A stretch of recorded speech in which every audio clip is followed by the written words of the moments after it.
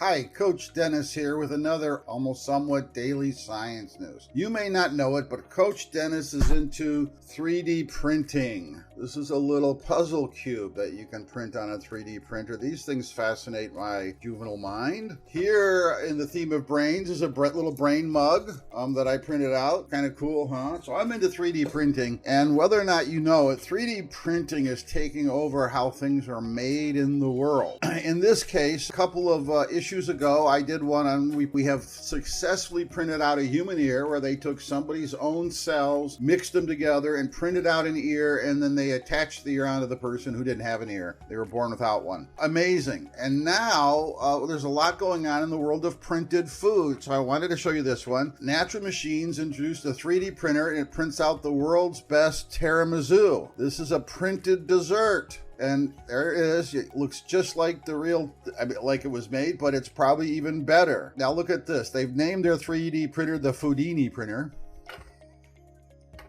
And it can work with virtually any real fresh ingredient. And the printer was built to be a kitchen appliance. It is priced at $6,000. You can get a food printer for $6,000. That is a hilarious sentence to be able to say, but that's where the world is right now. Take a look at it. It's got a whole thing here. It's a great little story. And just by the way, your dentist is buying a 3D printer. Your drugstore is printing drugs with a 3D printer. It's all over the place. So you'll be seeing lots of it. This is Coach Dennis. Another almost somewhat daily news. Coach out.